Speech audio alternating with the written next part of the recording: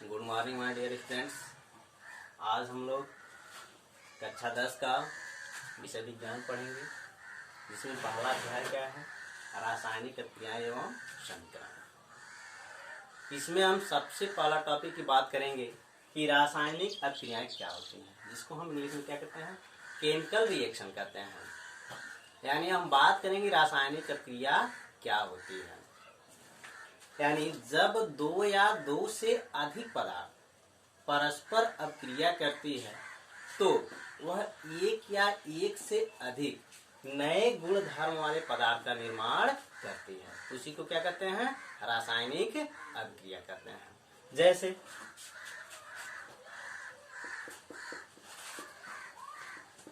Hydrogen और oxygen, यानी एक पदार्थ हाइड्रोजन हो गया, दूसरा पदार्थ ऑक्सीजन हो गया। जब ये दोनों परस्पर अभिक्रिया करते हैं तो क्या बनाते हैं, जल बनाते हैं, यानी H2O बनाते हैं। तो यहाँ पे जो हाइड्रोजन का नेचर है ये क्या होता है, ज्वलनशील होता है। ऑक्सीजन का नेचर क्या होता है, ये भी दहन का काम करता है। लेकिन जब हाइड्रोजन और ऑक्सीजन दोनों अभिक्रिया करते हैं तो अभिक्रिया करने के तत्पश्चात क्या बनाते हैं, यह जल बनाते हैं। इस जल का तो जल बनाते हैं। तो यहाँ पे हम ये देख रहे हैं कि जो हाइड्रोजन है, हाइड्रोजन का नेचर क्या होता है, ज्वलनशील होता है। ऑक्सीजन का नेचर क्या होता है, दहन का काम करता है। लेकिन इससे जो मिलकर पदार्थ बन रहा है, यानी जो नया पदार्थ का निर्माण हो रहा है, ये नया पदार्थ क्या है, जल है। इस जल का काम क्या होता है कि आग को बुझाने का काम करता है। अर्थात जब दो पदार्थ मिले तो दो पदार्थ के अभिक्रिया के तत्पश्चात एक नए गुण धर्म वाले पदार्थ का निर्माण हुआ। इसी को हम क्या कहते हैं, रासायनिक अभिक्रिया कहते हैं। ये तो रासायनिक अभिक्रिया हो गई। अब हम बात करते हैं कि इस रासायनिक अभिक्रिया के अंतर्गत दो चीजें शामिल होती हैं। पहला होता है अभिकारक,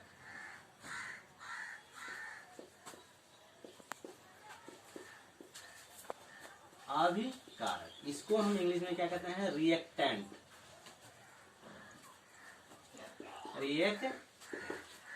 क्या कहेंगे, अभिकारक। अब हम बात करेंगे अभिकारक क्या होता है। यानी वे पदार्थ जो रासायनिक अभिक्रिया में भाग लेते हैं उन्हें हम क्या कहते हैं, अभिकारक कहते हैं। यानी यहाँ लिख दिया जाए,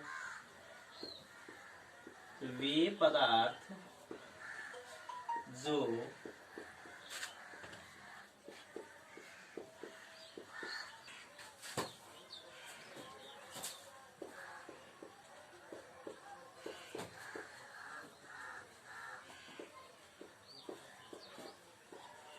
यानी अभी मैंने क्या होता है कि वे पदार्थ जो रासायनिक अभिक्रिया में भाग लेते हैं उसे क्या कहते हैं, अभिकारक कहते हैं। जैसे मैग्नीशियम हो गया। जब इस मैग्नीशियम की अभिक्रिया हाइड्रोक्लोरिक अम्ल के साथ होती है तो यह क्या बनाता है, मैग्नीशियम क्लोराइड बनाता है। यानी MgCl2 बनाएगा और क्या बनाता है, हाइड्रोजन बनाता है। तो इसको बैलेंस कर दिया जाए, 2HCl 2Mg, यानी इसको हम क्या कहेंगे, हाइड्रोक्लोरिक अम्ल।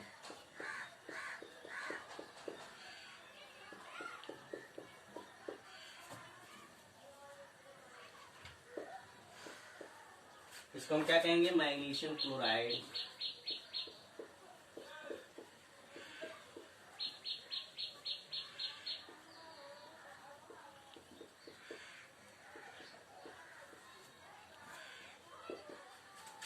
तो यहाँ पे हमने देखा कि रासायनिक अभिक्रिया में कौन कौन से पदार्थ भाग ले रहे हैं। यानी एक मैग्नीशियम है और दूसरा क्या है, हाइड्रोक्लोरिक अम्ल है। यानी ये दो पदार्थ क्या कर रहे हैं, अभिक्रिया में भाग ले रहे हैं। तो अभी मैंने बताया कि ये पदार्थ जो रासायनिक अभिक्रिया में भाग लेते हैं उन्हें क्या कहते हैं, अभिकारक कहते हैं। तो यहाँ पे मैग्नीशियम और हाइड्रोक्लोरिक अम्ल क्या हो गया, अभिकारक हो गया।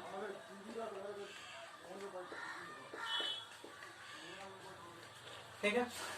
अब दूसरी हम बात करते हैं, दूसरा टॉपिक क्या, दूसरा है उत्पाद।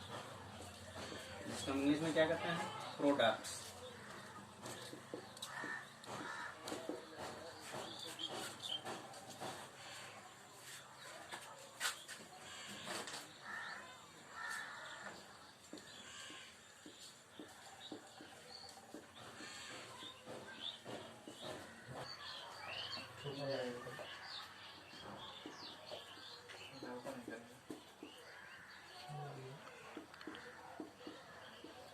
उत्पाद करते हैं। जैसे यानी मैंने क्या बोला, वे पदार्थ जो रासायनिक अभिक्रिया के फल स्वरूप प्राप्त होती है उसे हम क्या कहते हैं, उत्पाद कहते हैं। जैसे अभी यहाँ हमने एग्जाम्पल बताया कि दूसरा एग्जाम्पल ले लेते हैं, जैसे H2 है और O2 है। जब ये दोनों परस्पर अभिक्रिया करते हैं तो क्या बनाते हैं, H2O बनाते हैं। ठीक है, क्या बनाते हैं, H2O बनाते हैं। इसको हम संतुलित कर लें, H2O 2H2। तो यहाँ पे हम ये देखते हैं कि रासायनिक अभिक्रिया में कौन कौन से पदार्थ भाग ले रहे हैं। यानी जो रासायनिक अभिक्रिया में जो पदार्थ भाग लेते हैं उसको हम क्या कहते हैं, अभिकारक कहते हैं। यानी हाइड्रोजन और ऑक्सीजन क्या हो गया, यहाँ पे अभिकारक हो गया। और ये रासायनिक अभिक्रिया के फलस्वरूप जो पदार्थ प्राप्त होता है उसे क्या कहते हैं, उत्पाद कहते हैं। यानी दोनों पदार्थ के अभिक्रिया के फलस्वरूप में क्या मिला है, H2O मिला है। तो H2O क्या हो गया, यह उत्पाद हो गया। क्या हो गया, उत्पाद हो गया। यानी हम सीधे सीधे कह सकते हैं उत्पाद में यानी वे पदार्थ जो रासायनिक अभिक्रिया के फलस्वरूप प्राप्त होती है उसे उत्पाद कहते हैं। और वे पदार्थ जो रासायनिक अभिक्रिया में भाग लेती है उसे क्या कहते हैं, अभिकारक कहते हैं। बात करें कि इस रासायनिक अभिक्रिया के फलस्वरूप कौन कौन सी चीजें शामिल होती हैं।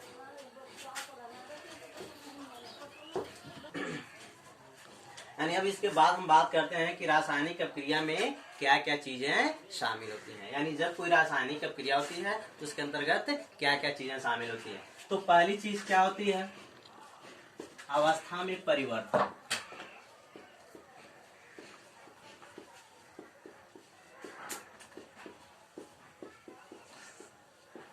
अवस्था में परिवर्तन का मतलब क्या होता है कि यानी जब रासायनिक अभिक्रिया होती है तो उसके पहले उसकी अवस्था कुछ अलग होती है और रासायनिक अभिक्रिया के बाद उसकी अवस्था में परिवर्तन। यानी जब कोई रासायनिक अभिक्रिया होती है तो उसके पहले की अवस्था कुछ अलग होती है और रासायनिक अभिक्रिया के बाद उसकी अवस्था कुछ अलग हो जाती है। यानी एग्जाम्पल के तौर पे अगर हम देखें तो जैसे क्या है कि H2 प्लस O2 मिलकर क्या बनाता है, H2O बनाता है। तो यानी अगर इसकी अवस्था की हम बात करें तो रासायनिक अभिक्रिया के पहले हाइड्रोजन की अवस्था क्या है, यानी यह गैसीय अवस्था में है। ऑक्सीजन किस अवस्था में है, ये भी गैसीय अवस्था में है। लेकिन अब ये रासायनिक अभिक्रिया के बाद इसकी अवस्था में क्या हो गया, परिवर्तन हो गया। यानी जो जल है, जल की अवस्था क्या है, ये लिक्विड अवस्था में है। तो इस तरह से हम कह सकते हैं कि रासायनिक अभिक्रिया के पहले उसका अवस्था कुछ अलग होता है और रासायनिक अभिक्रिया के बाद उसकी अवस्था कुछ अलग हो जाती है। तो इस तरह से अवस्था में परिवर्तन होता है। दूसरी चीज क्या होता है कि गैस का उत्सर्जन। दूसरा टॉपिक क्या होता है, गैस का उत्सर्जन।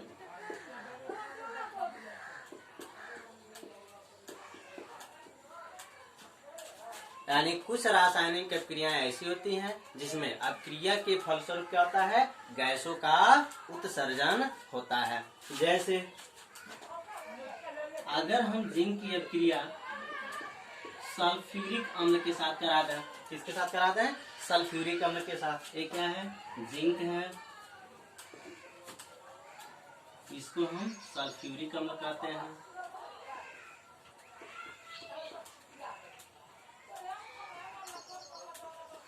यानी जब हम जिंक की अभिक्रिया सल्फ्यूरिक अम्ल के साथ कराते हैं तो क्या देता है, यह जिंक सल्फेट बनाता है एंड ZnSO4 और हाइड्रोजन गैस करता है। तो इस अभिक्रिया के तत्पश्चात क्या हो रहा है, गैस का उत्सर्जन हो रहा है। तीसरी चीज, अगर हम तीसरा बात करें, रंग में परिवर्तन।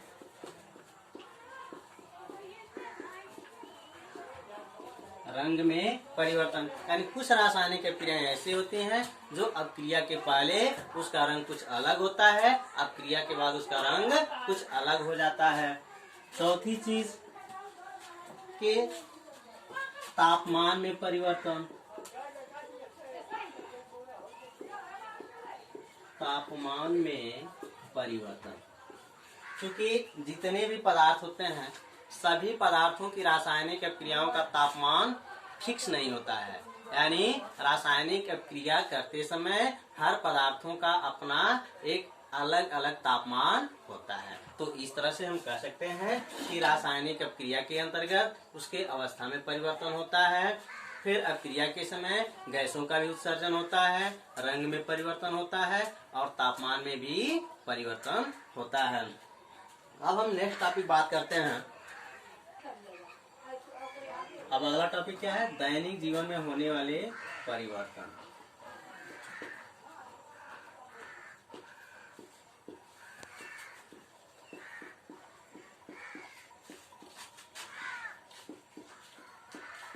होने वाले रासायनिक परिवर्तन।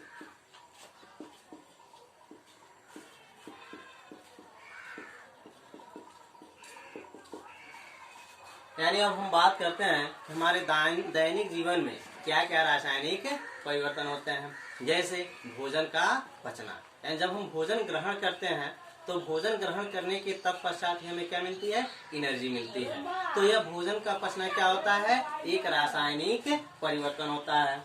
श्वसन क्रिया, यानी हम श्वसन क्रिया में क्या करते हैं, ऑक्सीजन को ग्रहण करते हैं, कार्बन डाइऑक्साइड को बाहर निकालते हैं। तो ये भी एक प्रक्रिया क्या है, रासायनिक प्रक्रिया है। लोहे पर जंग लगना, दूध का दही बनना, ये सभी चीजें क्या होती हैं, रासायनिक परिवर्तन होती हैं। अब हम नेक्स्ट टॉपिक की बात करें, यानी पहला क्या है, भोजन का पचना,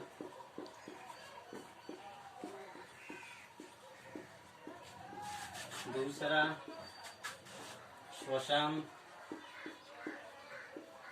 तीसरा लोहे पर जंग लगना,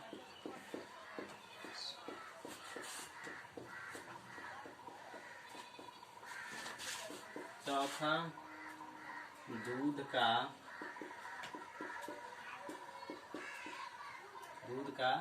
दही बनना। यानी ये चारों चीजें क्या है, रासायनिक परिवर्तन है। अब नेक्स्ट टॉपिक हम बात करते हैं, अगला टॉपिक क्या है, रासायनिक समीकरण।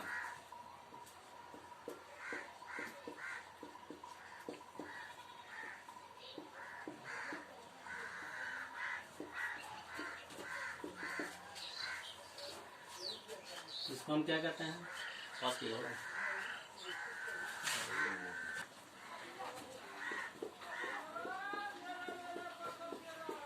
अभी चालू बात।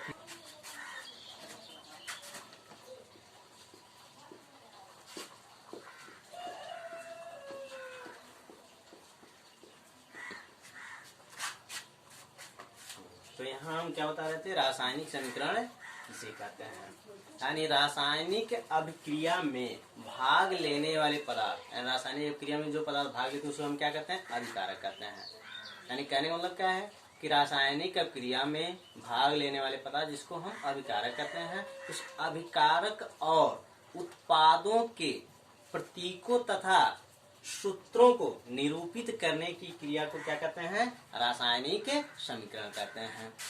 जैसे हम यहाँ देख लें, मैग्नीशियम प्लस ऑक्सीजन, यानी जब मैग्नीशियम की अभिक्रिया ऑक्सीजन के साथ होती है तो ये क्या बनाता है, मैग्नीशियम ऑक्साइड बनाता है। तो यहाँ पे हमने ये देखा कि जो अभिकारक है, ठीक है, और अभिकारक के साथ साथ एक क्या है, उत्पाद है। इस अभिकारक और उत्पादों के प्रतीकों और सूत्रों को निरूपित करने की क्रिया को क्या कहते हैं? रासायनिक समीकरण कहते हैं। और इसके साथ साथ इसके हम भौतिक अवस्थाओं को भी प्रदर्शित करते हैं। भौतिक अवस्था का मतलब क्या है कि अगर कोई अवस्था ठोस है तो ठोस को हम किसे इंडिकेट करते हैं? सॉलिड से। अगर द्रव है तो उसको हम किसे इंडिकेट करते हैं? लिक्विड एल से। अगर गैस है तो उसको हम किसे इंडिकेट करते हैं? जी से। तो यहाँ पे क्या है? ये मैग्नीशियम है। मैग्नीशियम क्या है? यह ठोस है, जिसको हम किसे इंडिकेट करेंगे? यस से। ऑक्सीजन क्या है? गैस है, जिसको हम जी से इंडिकेट करेंगे। फिर जो मैग्नीशियम ऑक्साइड हमें प्राप्त हुआ है, यह मैग्नीशियम ऑक्साइड क्या है? ठोस है, इसलिए हम इसको भी यस से इंडिकेट करेंगे। तो इसको हम क्या कहेंगे? ये रासायनिक समीकरण है। अब हम बात करते हैं कि रासायनिक समीकरण को संतुलित कैसे किया जाता है। अब हम बात करते हैं कि अगला टॉपिक क्या? रासायनिक समीकरण को संतुलित करना। यानी हम रासायनिक समीकरण को कैसे संतुलित करेंगे। जैसे हम देख लें कि आयरन है। अगर आयरन की अभिक्रिया किससे होती है? जल के साथ होती है। तो जब आयरन की क्रिया जल के साथ होगी तो क्या बनाएगा? आयरन के ऑक्साइड बनाता है, यानी यह Fe3O4 बनाएगा और H2 बनाएगा। तो संतुलित करने का मतलब क्या होता है? संतुलित करने का मतलब ये होता है कि जितने परमाणु की संख्या अभिकारक में हो उतने ही परमाणुओं की संख्या किसमें हो? उत्पाद में भी होनी चाहिए। यानी अभिकारक में परमाणुओं की संख्या बराबर उत्पाद में परमाणुओं की संख्या, तब वह समीकरण क्या माना जाता है? संतुलित माना जाता है। तो इसे रासायनिक समीकरण संतुलित करने का कोई विशेष रूल नहीं होता है, कुछ ट्रेंड ऑफ माइंड के आधार पे किया जाता है। तो हम यहाँ बात करें कि इस समीकरण को संतुलित करने की, तो यहाँ अगर हम देखें तो यहाँ आयरन की संख्या कितना है? 1 है। यहाँ पे आयरन की संख्या कितनी है? 3 है। तो अब हमें इसको संतुलित करना है, तो संतुलित करने के लिए हम क्या करेंगे? एक टेबल बना लेते हैं। तो इस टेबल में सबसे पहले हम क्या लिखेंगे? तत्व लिख देंगे। उसके बाद क्या लिखेंगे? अभिकारक की संख्या लिख देंगे।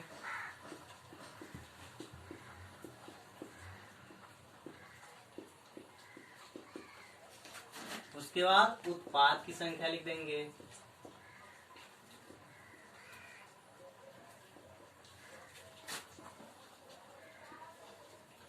यहाँ पहला तत्व क्या है?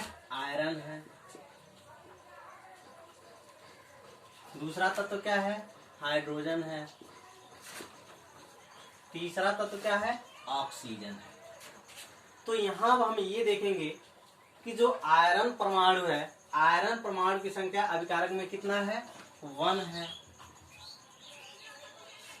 फिर उत्पाद में इसकी संख्या कितनी है? 3 है। फिर हाइड्रोजन की संख्या अभिकारक में कितनी है? 2 है। उत्पाद में कितनी है? 2 है। ऑक्सीजन का देखें तो ऑक्सीजन का अभिकारक में इसकी संख्या कितनी है? 1 है। फिर यहाँ उत्पाद में हम देखें तो कितना है? 4 है। यही है ना? तो अब हम इसको बैलेंस करने के लिए करते क्या है? यहाँ पे सबसे पहले हम अपनी सुविधा के लिए क्या करते हैं कि जो अधिक संख्या में जो परमाणु, सबसे पहले हम उसी को बैलेंस कर लेते हैं। तो यहाँ पर अगर हम देखें ऑक्सीजन की संख्या कितनी है? अभिकारक में 1 है, उत्पाद में 4 है। तो अभिकारक की संख्या को बराबर करने के लिए हम यहाँ क्या करेंगे? 4 से गुणा कर देंगे। तो कितना हो जाएगा? 4 हो जाएगा। यानी ऑक्सीजन की संख्या कितनी हो गई? 4 हो गई अभिकारक में, और उत्पाद में भी 4 हो गई, बैलेंस हो गया। तो यहाँ हम क्या करेंगे? अभिकारक में 4 से बैलेंस गुणा कर देंगे। जब यहाँ हमने 4 से गुणा किया तो क्या हुआ? ऑक्सीजन तो बैलेंस हो गया, लेकिन हाइड्रोजन की संख्या क्या हो गई? 8 हो गई। तो यहाँ भी हम क्या करेंगे? 4 से गुणा कर देंगे। तो यहाँ हाइड्रोजन संख्या कितनी हो गई? 8 हो गई। फिर हम उत्पाद की संख्या यानी जो हाइड्रोजन है, यहाँ भी हम क्या करेंगे? 4 से गुणा कर देंगे। तो इसकी भी संख्या कितनी हो गई? 8 हो गई। तो इसलिए हम ब्रैकेट के बाहर हम क्या करेंगे? 4 से मल्टीप्लाई कर देंगे। अब हम बात करें आयरन की। आयरन की संख्या कितना है कारक में? 1 है। उत्पाद में कितने हैं? 3 है। तो इसको हम बैलेंस करने के लिए क्या करेंगे? यहाँ पे 3 से गुणा कर देंगे। यहाँ कितनी संख्या हो गई इसकी? 3। तो इस तरह से अब हम यहाँ ब्रैकेट के बाहर क्या करेंगे? 3 से मल्टीप्लाई कर देंगे। अब इसको हम क्या कह रहे हैं? सही से लिख लें, यानी 3Fe plus 4H2O plus gives Fe3O4 plus 4H2। यहाँ अब हम देखते हैं कि आयरन की संख्या कितनी है? 3 है अभिकारक में। उत्पाद में भी आयरन की संख्या 3 हो गई। फिर यहाँ हाइड्रोजन की संख्या 8 है, यहाँ हाइड्रोजन की संख्या 8 हो गई। यहाँ ऑक्सीजन की संख्या 4 है, यहाँ ऑक्सीजन की संख्या 4 हो गई। तो इस तरह से अब यह समीकरण क्या हो गया? संतुलित हो गया। फिर भी अभी एक चीजें क्या रह गई? कमी रह गई। अब यहाँ हम इसके अवस्थाओं को भी रिप्रेजेंट करेंगे। जैसे आयरन किस अवस्था में है? सॉलिड अवस्था में है, तो इसको एल से इंडिकेट करेंगे। जल क्या है? लिक्विड अवस्था में है, इसको एल से इंडिकेट करेंगे। फिर आयरन के ऑक्साइड क्या है? ये भी सॉलिड अवस्था में है, इसको एल से इंडिकेट करेंगे। हाइड्रोजन क्या है? गैस अवस्था में है। तो अब यह रासायनिक समीकरण क्या हो गया? संतुलित हो गया। कि रासायनिक समीकरण को संतुलित करना क्यों आवश्यक होता है? तो आप लोग पिछले क्लास 9 में पढ़े होंगे कि द्रव्यमान अविनाशता का नियम। उसमें क्या होता है? यानी किसी भी रासायनिक अभिक्रिया में न तो द्रव्यमान को उत्पन्न किया जा सकता है और ना ही द्रव्यमान को नष्ट किया जा सकता है। अर्थात कहने का मतलब क्या है? यानी जितने परमाणुओं की संख्या अभिकारक में होनी चाहिए उतने ही परमाणुओं की संख्या उत्पाद में होनी चाहिए, तब जाके वह रासायनिक समीकरण क्या होती है? संतुलित होती है। अर्थात यहाँ लिख सकते हैं आप लोग कि किसी भी रासायनिक अभिक्रिया में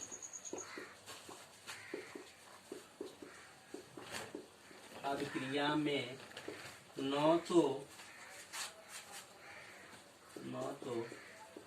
द्रव्यमान उत्पन्न किया जा सकता है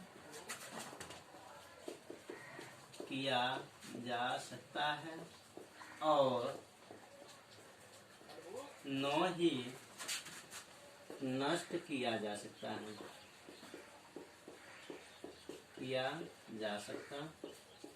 है। अर्थात रासायनिक अभिक्रिया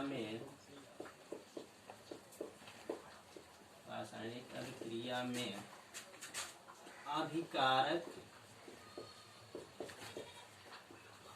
और उत्पाद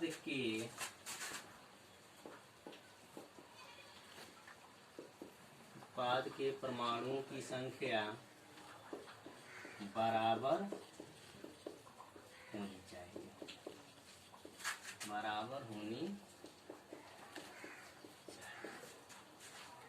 यानी इसलिए रासायनिक समीकरण संतुलित करना आवश्यक है। आज का टॉपिक यहीं समाप्त होती है। धन्यवाद। नेक्स्ट क्लास में